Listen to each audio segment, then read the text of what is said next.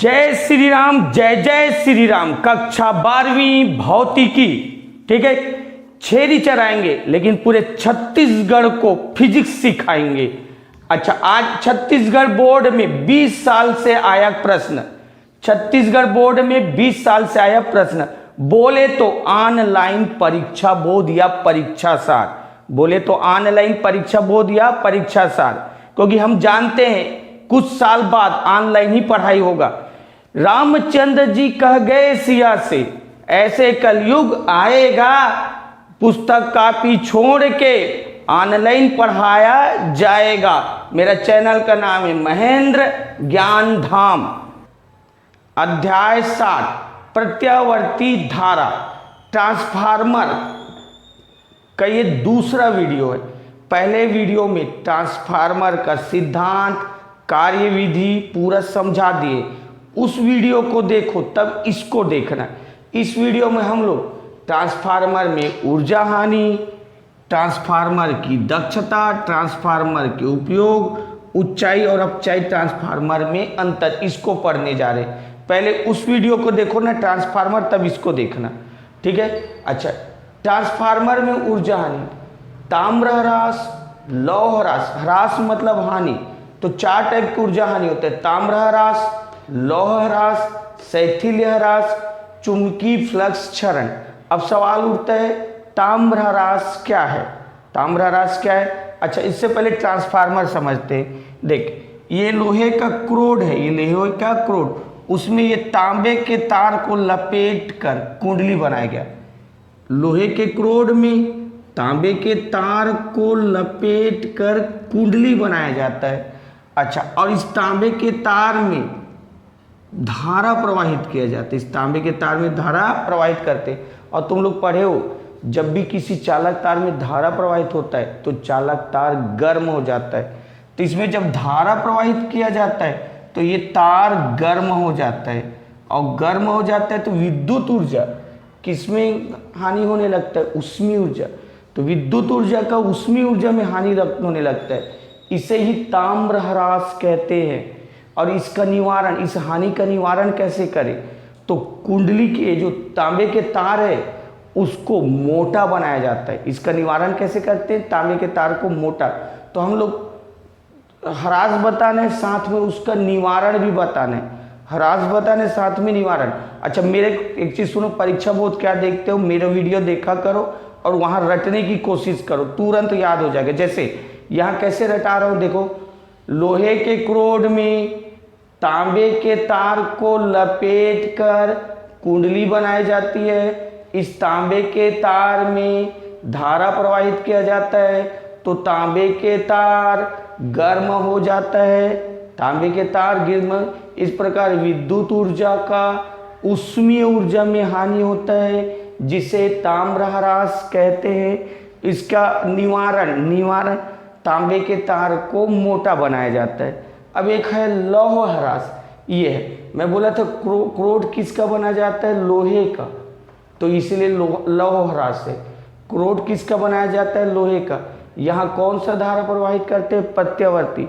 तो ट्रांसफार्मर में कौन सा धारा प्रवाहित करते हैं, प्रत्यावर्ती धारा। उसके कारण क्रोड के बद्ध चुंबकीय फ्लक्स, यहाँ लिख रहा हूँ, बद्ध चुंबकीय फ्लक्स में परिवर्तन होता है। क्रोड के, ये जो क्रोड है ना, उसके बद्ध चुंबकीय फ्लक्स में परिवर्तन होता है। तो क्रोड में भंवर धारा उत्पन्न होता है, क्रोड में भंवर धारा उत्पन्न होता है, और भंवर धारा के कारण क्रोड गर्म हो जाता है। इस प्रकार विद्युत ऊर्जा का उष्मीय ऊर्जा में हानि होता है, विद्युत ऊर्जा का उष्मीय ऊर्जा में, तो इसको लौह ह्रास कहते हैं। इसको क्या बोलते हैं, लौह ह्रास। पिछले बार तांबा का तार गर्म हुआ था, अभी कौन गर्म हो रहा है, क्रोड गर्म हो रहा है। अच्छा, अब कैसे लिखोगे, रटने की कोशिश करो। मैं बोलो परीक्षा बहुत छोड़ो, रटो। कैसे रटोगे, ध्यान से सुनो। ट्रांसफार्मर में प्रत्यावर्ती धारा प्रवाहित किया जाता है, ट्रांसफार्मर में प्रत्यावर्ती धारा प्रवाहित किया जाता है। तो लोहे के क्रोड के बद्ध चुंबकीय फ्लक्स में परिवर्तन होता है, जिससे क्रोड में भंवर धारा उत्पन्न होता है। भंवर धारा के कारण क्रोड गर्म हो जाता है, भंवर धारा के कारण क्रोड गर्म हो जाए। इस प्रकार विद्युत ऊर्जा का ऊष्मीय ऊर्जा में रूपांतरण होता है, इसे ही क्या बोला जाता है, लौह ह्रास कहा जाता है। इसके निवारण के लिए ये जो ट्रांसफार्मर के क्रोड को पटलित बनाया जाता है। पटलित मतलब लोहे के प्लेट को एक के ऊपर एक रखा जाता है, उसको पटलित बोलते हैं। भंवर धारा जाके देखना, वहाँ पे समझाया गया है, ठीक है। तो ट्रांसफार्मर के क्रोड को पटलित बनाया जाता है, निवारण भी हो गया लौह ह्रास। अब शैथिल्य ह्रास, शैथिल्य ह्रास क्या है तो मुझसे पहले एक सुन लो। वो जो बाल में लगाते हो वो पोनीटर, बाल में लगाते हो, लड़कियां बाल में लगाती है, उसको क्या बोलते हैं, पोनीटर। उसको बार बार उपयोग करते हो तो 3-4 महीना में पोनीटर ढीला हो जाता है, उसका इलास्टिक क्या हो जाता है, खराब हो जाता है। बस यहीं पे वही हानि होने वाला है। देख ये लोहे का क्रोड है, किसका क्रोड है, लोहे का, और ये बार बार चुंबकित और विचुंबकित होता है बार बार, क्योंकि यहाँ कौन सा धारा बहता है, प्रत्यावर्ती धारा, उसका मान कम ज़्यादा होता है, धारा का मान कम ज़्यादा होता है। तो ये लोहा भी ना चुंबकित, कभी चुंबक बन जाता है, कभी चुंबक नहीं बनता, कभी चुंबक। तो लोहे का मान कम, धारा का मान कम ज़्यादा, तो ये भी क्या होता है, बार बार चुंबकित विचुंबकित। और बार बार कोई चीज़ चुंबकित विचुंबकित हो रहा है तो इसकी गुण में क्या आ जाता है, कमी आ जाता है। उसी को हम लोग थे शैथिल्य ह्रास। एक उदाहरण दिए थे ना, इलास्टिक, जो पोनीटर वाला इलास्टिक, बार बार उसका उपयोग करते हो, बार बार उपयोग करते तो इलास्टिक क्या हो जाता है, ढीला। वैसे ये जो क्रोड है बार बार चुंबकित चुंबकित विचुंबकित हो रहा है, तो इसके क्रोड की क्वालिटी में या गुणवत्ता में कमी आ जाता है, उसको क्या बोलते हैं, शैथिल्य ह्रास। इसके निवारण के लिए जो लोहा लेते हैं वो नर्म लोहा होता है। इसके निवारण के लिए क्रोड किससे बनाया जाता है, नर्म लोहे। तो एक बार बोल रहे निवारण के लिए लोहा कौन सा रखते हैं, नर्म लोहा। चुंबकीय फ्लक्स क्षरण, फ्लक्स मतलब विद्युत बल रेखा, फ्लक्स मतलब विद्युत बल रेखा। एक सवाल तुमको पूछता हूँ, ठीक है, मैं तेरे तरफ 10 गेंद फेंकूं, एक सवाल पूछ रहा हूँ, तेरे तरफ 10 गेंद फेंकूं, तेरे से पूछूं क्या तू सभी गेंदों को कैच ले पाएगा, तो तू बोलेगा नहीं ले पाऊंगा, एक आध गेंद छूट जाएगा।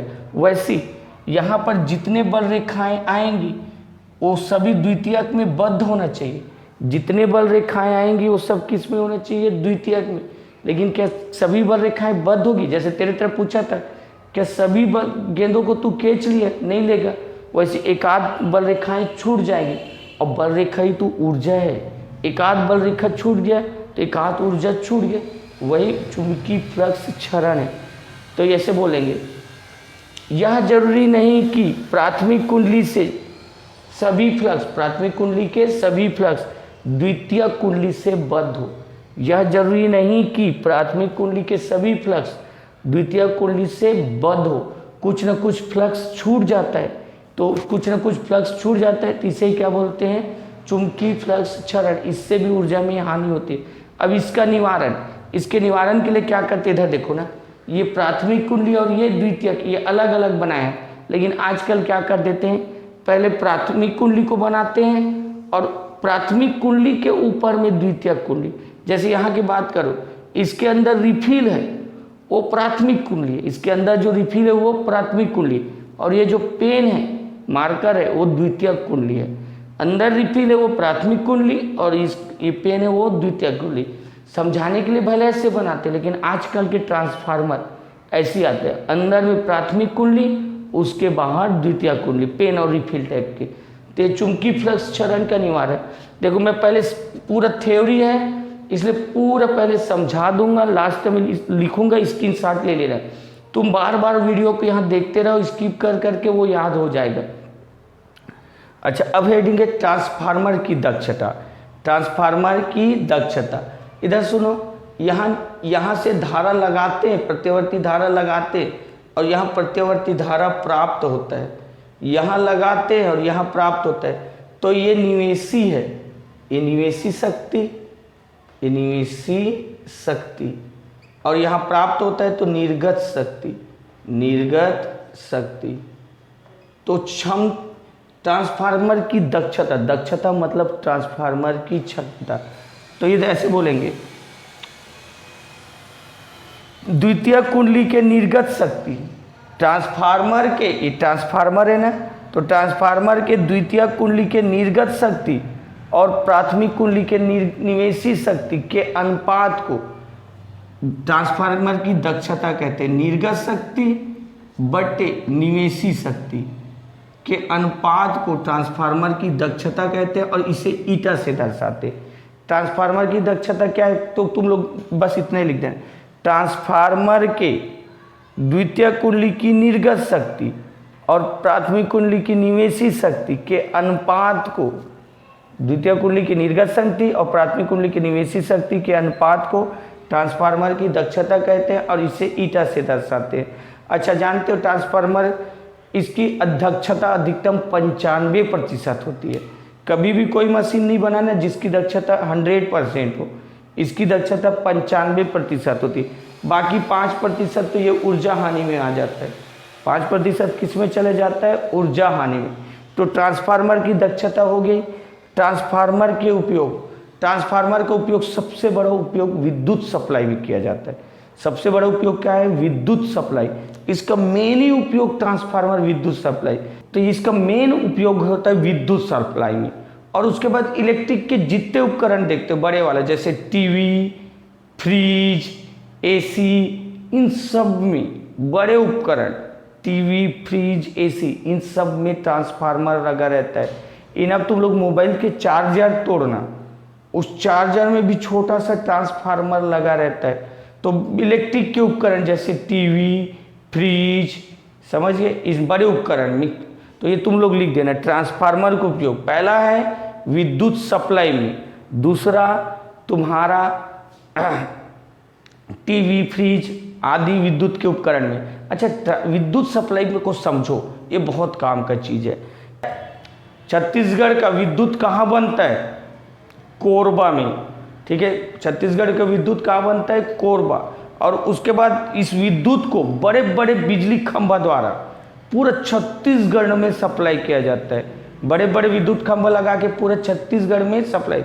जैसे कोरबा में विद्युत बना, मैं रहता हूँ रायपुर में, तो रायपुर में कैसे सप्लाई होता है अब ध्यान से सुनो। बड़े बड़े विद्युत खंभा लग के रायपुर तक भेजा जाता है, बिजली के खंभा लगा के। कोरबा से धारा कहाँ भेजा जाता है? विद्युत रायपुर तक। लेकिन एक चीज़ और सुनो, चालक तार में विद्युत जब धारा बहता है तो चालक तार क्या हो जाता है? गर्म हो जाता है। अगर चालक उसमें तार में ज़्यादा धारा बहेगा, तार गर्म हो जाएगा, तो विद्युत ऊर्जा का किस में हानि हो रहा है? उसमें ऊर्जा में। और हो सकता है ज़्यादा गर्म हो गया तार, तो तार क्या हो जाएगा? टूट जाएगा, बिजली का तार टूट जाएगा, विद्युत सप्लाई क्या हो जाएगा? रुक जाएगा। तो सवाल उठा इसको कैसे भेजे, कोरबा से रायपुर कैसे भेजे? क्योंकि देखा अभी बोला था कि चालक तार में धारा बहता है तो चालक तार गर्म हो जाता है, गर्म होकर टूट भी सकता है, विद्युत सप्लाई रुक जाता है। तो इस विद्युत धारा को कैसे रायपुर भेजे? तो क्या करते हैं, यहाँ कोरबा में ऊंचाई ट्रांसफार्मर लगाते हैं। ट्रांसफार्मर दो टाइप के होते हैं ना, एक ऊंचाई और एक अवचाई। तो कोरबा में कौन सा ट्रांसफार्मर लगाते हैं? ऊंचाई। ये ऊंचाई ट्रांसफार्मर वोल्टेज को बढ़ाता है। ऊंचाई ट्रांसफार्मर क्या बढ़ाता है? वोल्टेज को, और धारा को घटाता है। ये वोल्टेज को बढ़ाता है, वोल्टेज को बढ़ाता है और धारा को घटाता है, धारा को घटाता है। ठीक है, तो यहाँ ऊंचाई ट्रांसफार्मर को वोल्टेज बढ़ा देता है और हाई एकदम वोल्टेज बढ़ा के 10 लाख तक कर दिया जाता है। और इस हाई वोल्टेज को, इस हाई वोल्टेज जिसमें धारा ना के बराबर रहता है ना, को एकदम धारा घटा दिया जाता है, वोल्टेज बढ़ा दिया जाता है। और इस वोल्टेज को 10 लाख वोल्टेज को बड़े बड़े खंभे, बिजली के खंभे द्वारा कोरबा से कहाँ भेजा जाता है? रायपुर। अब इस रायपुर में अपचाई ट्रांसफार्मर लगाया जाता है। यहाँ रायपुर में क्या लगाया जाएगा? अपचाई ट्रांसफार्मर। अपचाई ट्रांसफार्मर क्या करता है? वोल्टेज घटा देता है, वोल्टेज घटा देता है और धारा बढ़ा देता है। अब यहाँ रायपुर पहुँच गए, यहाँ उल्टा होगा, अपचाई ट्रांसफार्मर लगाएंगे। ये वोल्टेज को घटा देगा, वोल्टेज घटा देगा और धारा को बढ़ा देगा। उसके बाद तेरे मोहल्ले में आता है, तेरे मोहल्ले में भी एक ट्रांसफार्मर लगा रहता है, वो फिर वो कई काम करेगा, वोल्टेज को घटा देगा और वो 220 कर देता है, और धारा को 5 एम्पियर, फिर इसको घरों में प्रवाहित किया। तेरे मोहल्ले में भी एक ट्रांसफार्मर, वो भी अपचाई रहता है, फिर वोल्टेज को घटा के 220 वोल्ट और धारा को 5 एम्पियर कर देता है और इसी धारा को तुम्हारे घर में प्रवाहित किया जाता है। तो ये ऐसे विद्युत का सप्लाई होता है। तो ट्रांसफार्मर का मेन उपयोग विद्युत सप्लाई हो गया। अच्छा, यहाँ पर लिखे उच्चाई और अपचाई ट्रांसफार्मर में अंतर। तो यहाँ पे ये बता दे, उच्चाई ट्रांसफार्मर वोल्टेज को बढ़ा देता है और धारा को, पहला अंतर तो यही हुआ, उच्चाई ट्रांसफार्मर वोल्टेज को बढ़ाता है, अपचाई ट्रांसफार्मर वोल्टेज को घटाता है। दूसरा अंतर, उच्चाई ट्रांसफार्मर धारा को घटाता है और अपचाई ट्रांसफार्मर धारा को बढ़ाता है। तीसरा अंतर फेरों की संख्या में, उच्चाई में द्वितीय कुंडली में फेरों की संख्या अधिक होती है, अपचाई में प्राथमिक कुंडली में फेरों की संख्या अधिक होती है। तो ये तुम्हारा अंतर भी यहीं पे देख के लिख सकते हो। अच्छा सुनो, वीडियो को 2-3 बार देखो, ठीक है, वीडियो को 2-3 बार देखो और याद करो और खुद लिख लो ना, मैं इस बार नहीं ले लिखूंगा। अच्छा खाली है पूरा, तुम 2-3 बार देखो, लिख लो और स्क्रीनशॉट ले लो खाली वीडियो का। अच्छा लगा मेरा ये चैनल सब्सक्राइब करें, बेल आइकन जरूर दबाइएगा। आप सभी को मेरी ढेर सारी शुभकामनाएं।